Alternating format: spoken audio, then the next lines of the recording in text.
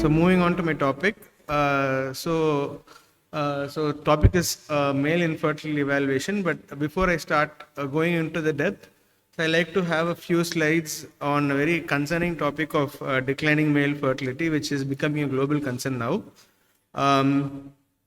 So this topic spiked me with one of this case. So I had a 26-year-old male with a 24-year-old partner. They've been married for 2 years. So the female had all the parameters was normal, but for the male, he had a very poor semen parameter. He had around only 1 million with 5% motility and 0% morphology. So repeated also at the same values. So on examination, I found to have slightly smaller testicles, but with VAS also very normal.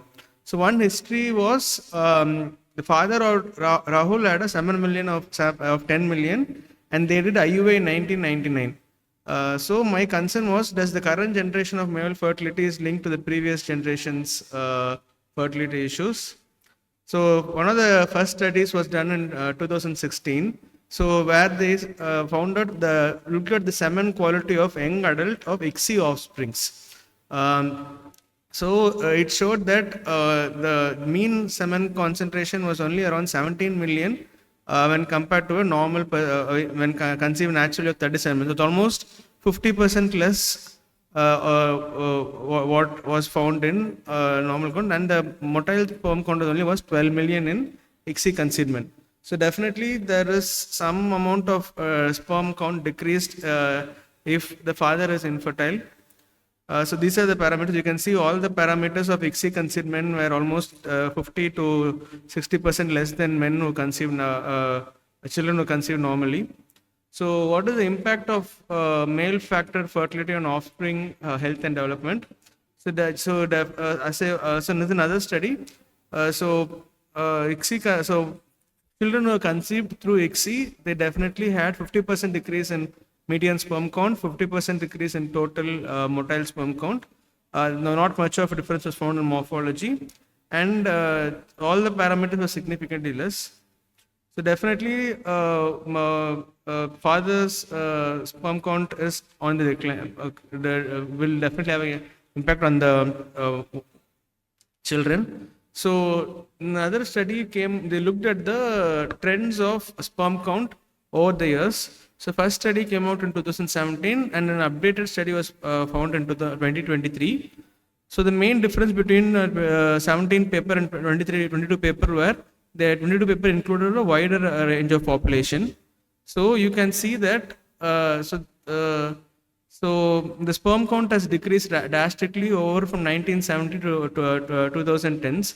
So the average sperm count was around 101 million in 1970s, and the average sperm count is only 49 million in 2018. So there has been a drastic decrease in sperm count over the years. So even in our clinical practice also, we used to see like in 2017-18 we used to see a lot of sperm count in the 100 millions, 200 millions like that. But nowadays we rarely see sperm count in 100 millions. So average sperm count we see is only around 40 to 50 million in the normal population. So there has been a drastic difference fall in sperm count, and this is how the sperm count concentration has declined every year. So in the 1970s decades, the fall was around 1 million per year. Now the sperm concentration is even at a rapid fall of around 2 to 3 million per year. So the BBC, following this article, ran with a news article saying, "Are we in a fertility crisis? So are we on a precipice of extinction?" So what could be the reasons for such as fast of sperm drink? So what men eat, drink definitely affect the baby's health. So it could be environmental, could be an obesity pandemic, could be the lifestyle choices and the chronic diseases that are becoming very common in men. So on this topic, there is a very interesting terminology that is being circulated now, which is called as the endocrine disruptor chemicals. So these chemicals are ubiquitous in nature, which means they are almost everywhere. So some of the key toxins are this BPA, phthalates, cadmium, and air pollutants. So BPA is a very commonly found thing. It is available in all the plastic water bottles that you have been drinking now. And these products can definitely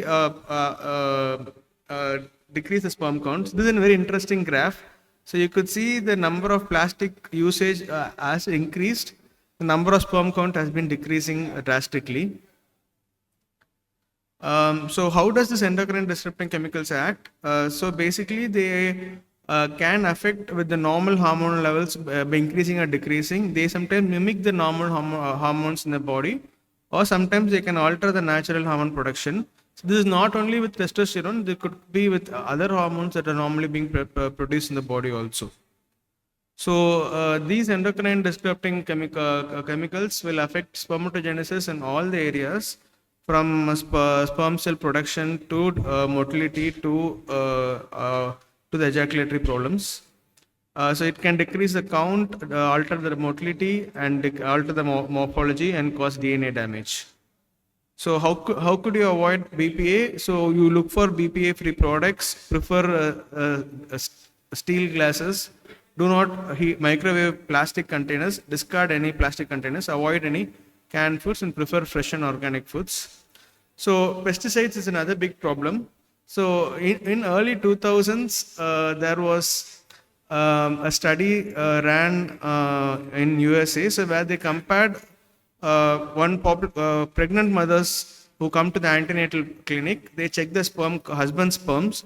So they looked at population. There is a lot of agriculture area and area where there is not much of agriculture. So in the area where agriculture is predominant, there was a big decrease in sperm count. It's possibly because of the increased use of pesticides in there. So pesticides in our food also is becoming a lot. So definitely it does have an effect in the sperm parameter decrease. So another increase is heat and sperm production. So for every 2 degrees rise in body temperature. So normally the sperm is outside the body for a reason. So generally it is like around 34 degrees is the ideal temperature for sperm production.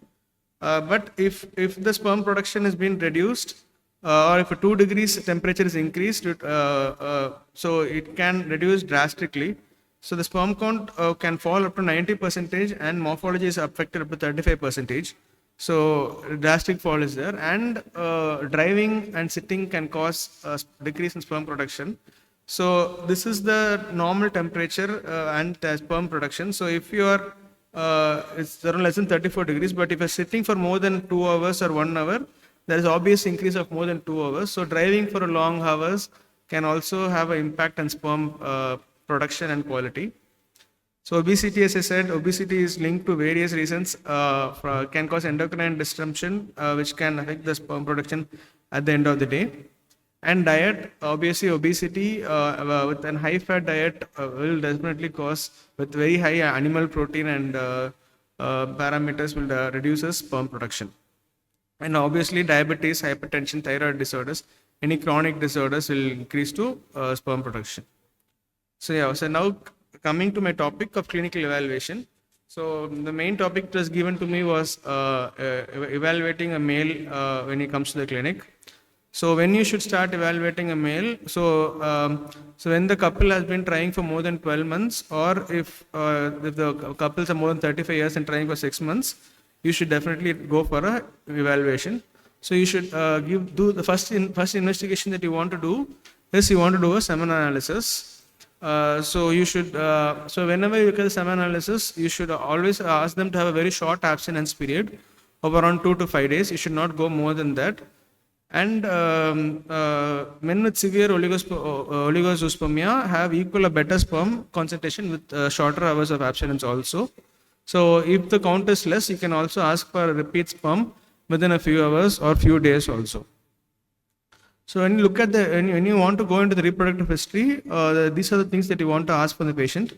You want to ask the coital frequency and timing, how long they have been infertile, if there are any childhood illness or any developmental history present, any systemic medical illnesses were there, any previous history of surgeries, any medications or allergy they do have, sexual history, look for any past history of any sexually transmitted diseases, and exposure for any gonotoxins, look for any environmental, chemical, toxins, heat, or previous fertility. So nowadays, a lot of second marriages are also coming. So generally, if you feel a very little bit older woman, then do not hesitate to ask whether it's a first marriage or second marriage.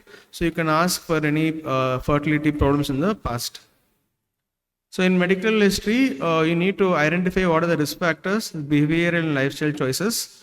All the elements of should include all the medical history, and also look into the female history and social history. And in the past, if you had used any anabolic steroids, any recreational drug use, tobacco and alcohol, history needs to be asked.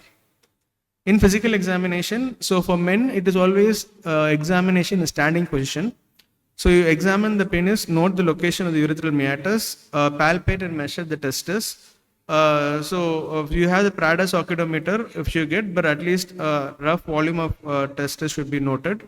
Look at the vas and epididymis. Epididymis is usually felt in the posterior part of the testis. Look for presence or absence of varicocele. Look how secondary sexual characters are, body habitus, hair distribution and breast development. And then finally, if you need, you can do a digital rectal examination to look for the prostates. So when do you want to do an endocrine examination for the patient? So you look for, if the abnormal semen parameters are less than 10 million, so you look for a test, endocrine. If there is any sexual dysfunction for the man, then definitely go. And if there is any other significant other endocrine or other medical disorders are there, then look for a semen test, hormonal evaluation. So what hormones you want to check? You want to check the FSH and total testosterone.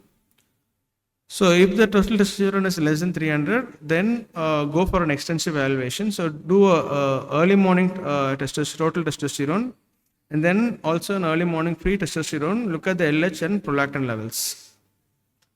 So definitely men with abnormal spermatogenesis can have a normal FSH, sometimes a markedly elevated FSH concentration. And FSH in the upper normal range can also mean there is definitely an impaired spermatogenesis. So this is an important table when you are interpreting hormone evaluation in male. So these are the four hormones: FSH, LH, total testosterone, and prolactin levels. So you need all these four parameters to come to a diagnosis if there is any problem. So in a normal spermatogenesis, you will have all these four normal: FSH, LH, testosterone, and prolactin. In a hypo, definitely there will be FSH, LH is going to low, which is going to cause a low testosterone. In abnormal spermatogenesis, FSH can either be high or normal. LH can be normal, testosterone can be normal. And in complete testicular failure, you'll have FSH and LH very high. Testosterone can be normal or low also. And if in hyperprolactinemia, it could be quite confusing. So in hyperprolactinemia, FSH can be low, LH can be low, testosterone can be low. So this can mimic in hypo. So if you have a low FSH and LH, definitely look into the prolactin to make sure it is not hyperprolactinemia which is causing your low FSH LH. So thyroid TSH is also important. TSH adds on to your endocrine panel, which will give a wider array of idea why it can cause. TSH can also cause sperm problems, but only in the extremes of states.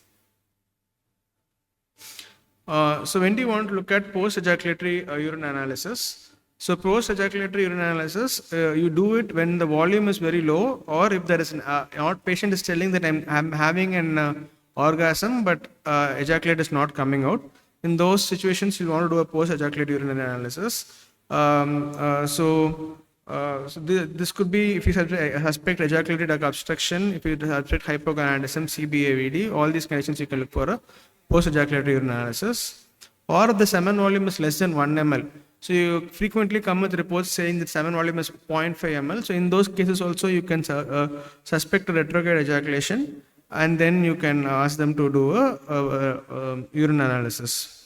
So how do you do a post-ejaculatory urine analysis? Once the ejaculation is done, you ask them to collect the urine immediately, and then you centrifuge it around for 10 minutes in 300 G, and then you examine them. So if there is any amount of any few sperms or 1 or 2 sperms noted also, then you will come to a diagnosis of retrograde ejaculation. So once retrograde ejaculation is done, you treat them accordingly. So which male patients you do order an ultrasound? So ultrasound is only in specific patients. You don't need ultrasound for all patients. So if you want to do an ultrasound, the one ultrasound that you need to do is a transrectal ultrasound. So in transrectal ultrasound, they look at the seminal vesicles, they look at the vas difference, and also they look at the prostatic structures and other midline structures to look for any obstructions. So some conditions where the ejaculatory duct problem could be because of the CBA, congenital by absence of vas, or a certain cystic fibrosis and other conditions. They might have abnormal ejaculatory ducts presence. And scrotal ultrasound. So scrotal ultrasound is not to be done routinely because your clinical examination will give most of the things that you want to have. But it can look, you can order for occult varicoceles, or if you find any vague mass that you're not able to clinically justify, then you can order an ultrasound scan. You look, if patient had cryptorchidism, you suspect any testicular cancer or testicular neoplasm, and then that is the space where you order for an scrotal ultrasound. So another, okay, next moving on to the leukocytes in the semen. So if generally look at the semen analysis, you will have you will see factors of round cells. So all round cells doesn't mean infection is present. It could be immature germ cells which could be presenting as round cells. So if so always do a staining technique to find whether it is leukocytes or not. And if you find true pyospermia, there is more than 1 million leukocytes per ml, then you go ahead with a semen culture, or look for anything that is causing the pyospermia. Look for any inflammation in the testis, look for any inflammation in the epididyma orchitis. Those kind of things you want to look into it and then treat accordingly. So routine sperm culture is also not needed. Another test that has been commonly done is, not done, but we see frequently reports of this anti-sperm antibodies. So anti-sperm antibodies develop only when there is a breach of blood testis barrier. For example, there is a history of trauma or history of any surgeries to the testis. These are the situations where there is an presence of anti-sperm antibodies. So look, trauma, torsion, biopsy, orchitis, testicular cancer or vasectomies. In these cases, you want to look for. And clinical utility of this test is very minimal. So especially if you're planning to go ahead with IVF, ICSI, or even IUI, anti-sperm antibody testing is not necessary, and routine testing of anti-sperm antibody is definitely not indicated. So when do you do a genetic testing? So if you have a non-obstructive azoospermia or severe oligospermia less than 5 ml, so these group of men have an increased risk of having a genetic problem. So you'll want to look for a normal karyotyping. You want to rule out any Klinefelter syndrome, that is XXY, or you can also look for Y chromosome microdeletion. If there is any symptoms pointing towards CFTR, that is cystic fibrosis gene mutation, then that could also be ordered. So cystic fibrosis gene mutation is not very rare in our population, so it is kind of common. So you look for patients with any bilateral absence of vas. You can definitely order for a CFTR gene location, and especially if it is combined with any renal problems like renal agenesis, those population also you could definitely order for a cystic fibrosis gene mutation. So as I was telling, normal karyotyping, so this is quite common. Klinefelter also, if you start looking a lot of male populations, definitely Klinefelter syndrome will frequently come up in your routine OP population. Then Y chromosome microchromosome deletion is quite a bit of controversy. So in our population, I don't think it is much needed to do routinely my Y chromosome microdeletion, because generally it comes up normal. So these are if you're doing Y chromosome microdeletions, so these are how they report. There could be absence of A, B, C. So A is proximal absence, B is central absence, C is distal absence. Depending upon that, you can plan your treatments. So if there is an A absence, then no sperm retrieval techniques is definitely going to give. It is a Sertoli-Wells syndrome. If the central absence, again also no sperm retrieval techniques is going to help. If AFCC, then you can do a sperm retrieval techniques. 50 to 70% you might retrieve sperm in AZFC deletion mutations. So sertoli well syndrome is one of the important causes for azoospermia. So in those patients, they have only sertoli cells and there will be no spermatids produced. So this could be a like a cat on the wall situation, because if you go ahead with an micro TISA or TISA when along with an ICSI procedure, after retrieval of sperms, then only then absence of sperm can be a distressing situation for both you and the doctor. So that is why we go for a trial TISA before you go for an ICSI procedure. So these kind of things will be identified before you plan for a proper IVF for the female partner. So Sertoli syndrome, it could be idiopathic, it could be congenital because of microdeletions of YQ11 region of Y chromosome, sometimes radiation history, trauma, and any viral infection. All these can precipitate a Sertoli cell only syndrome for the male population. So can Y chromosome microdeletion can cause any physical abnormality in the men? So very rarely, because of any SHOX gene abnormality, they can have short stature, mental retardation, arm and wrist deformities. So even in a patient who like with short stature, these features, you can also look for a Y chromosome microdeletion with azoospermia. So moving on, so if you want to diagnose azoospermia, so like azoospermia can be up to 10 to 15% of all infertile male. So the numbers could be very high. So this needs to be distinguished, because sometimes you need to look for cryptozoospermia also. So always centrifuge the sperm and then look for any centrifuge sperm before you give the diagnosis of azoospermia. Look for 2 samples.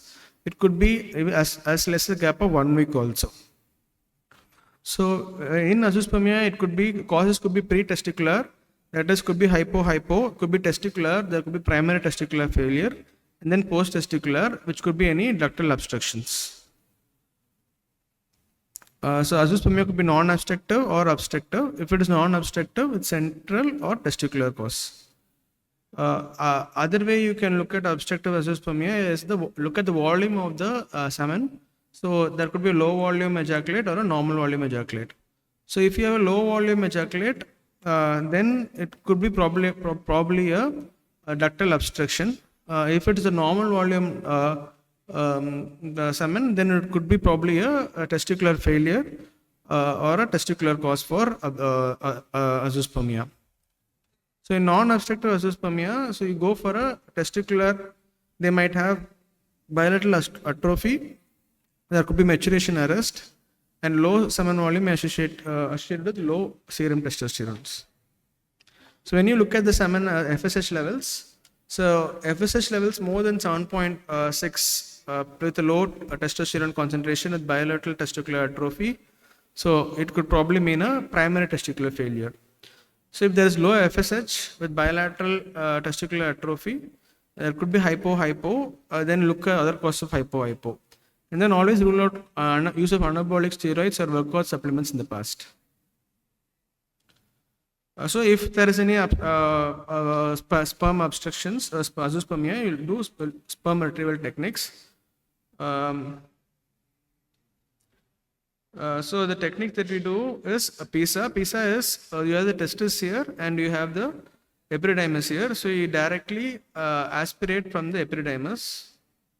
So once the epididymis, so you have a BD syringe with sperm wash, and then you aspirate.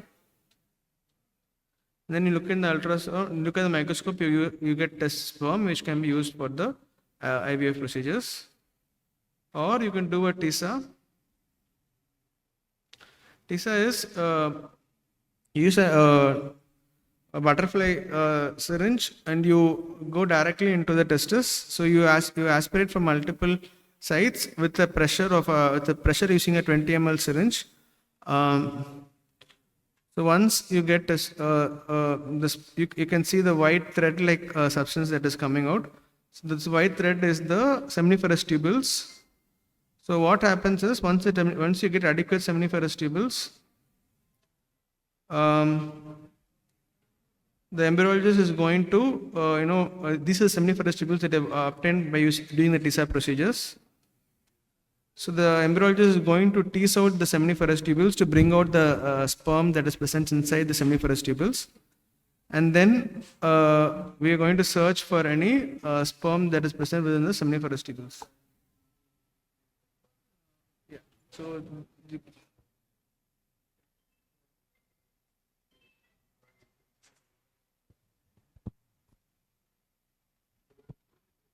you can see these are the small sperm. There is sperm available that is noted. So, okay, so once you have done, so for patients who want to go for a hormonal treatment with primary testicular failure, then I'm going to finish. So you can try a HCG treatment with HMG.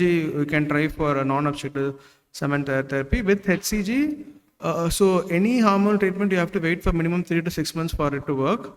So HCG you start at around 1,000 to 3,000, 2 to 3 times per week, and then depending upon how it improves, you can add on HMG weekly or bi-weekly depending upon the improvement and hormone levels.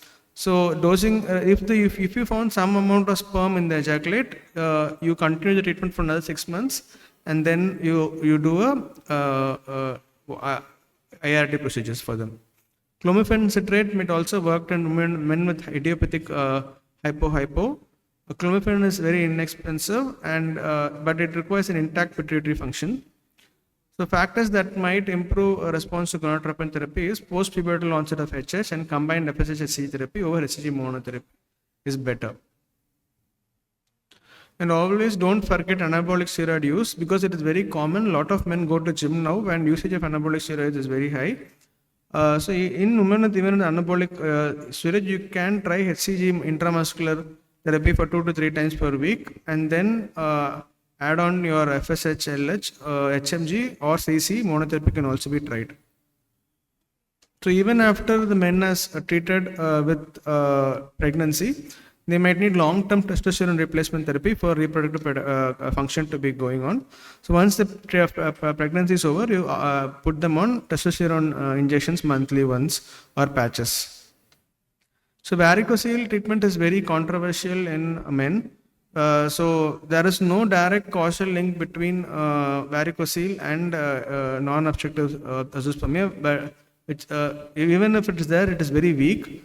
There is no role to say that if varicocele is corrected, sperm production might improve. So that is also another very controversial thing about varicocele. So always have a discussion with the patient before you advise them for a varicocele repair. Thank you.